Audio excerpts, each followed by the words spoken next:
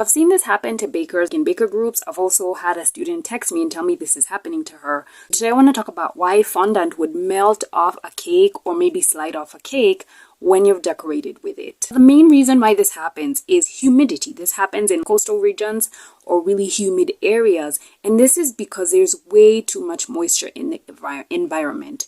Most of the time, when fondant gets too sticky and too moist, it actually doesn't hold its own structure. If you're going to be somewhere where it's very, very humid or very moist, this might happen to your fondant. You want to make sure you have a specific type of recipe when you're in a humid area that's going to match it. Maybe a type of fondant that's going to really set completely if you know you're going to be in a coastal place when you're doing a wedding cake or a custom cake that's going to be outside for a long time. Please note this also happens if condensation comes into play. For example, if your cake was very cool when you applied the fondant and then now you've set it somewhere and it starts coming to room temp, those moisture bubbles or the sweating that happens on your cake can cause your fondant to become sticky and too moist, and again, because it can't hold its shape anymore, it's actually gonna slide off as well. Again, because I do know there's bakers who do this, especially those who are new in the game.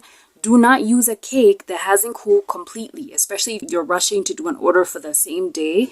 If your cake hasn't cooled and then you apply fondant on it and then you take it to the client, you might find the client complaining that the cake was actually sliding off. To avoid this, make sure your cake is at least room temperature before applying fondant. This mainly happens in humid areas. Make sure your fondant matches the humidity of the place you're going to be doing the wedding cake, especially on wedding cakes or something that's going to be outside for long. Make sure your recipe matches it, right? Have a recipe that tends to set more than actually stay sticky and soft, okay? Or if you can, just completely avoid using fondant in that kind of situation. Another thing, make sure you've completely cooled your cake. And also, as you're defrosting your cakes, don't start decorating them with fondant too early.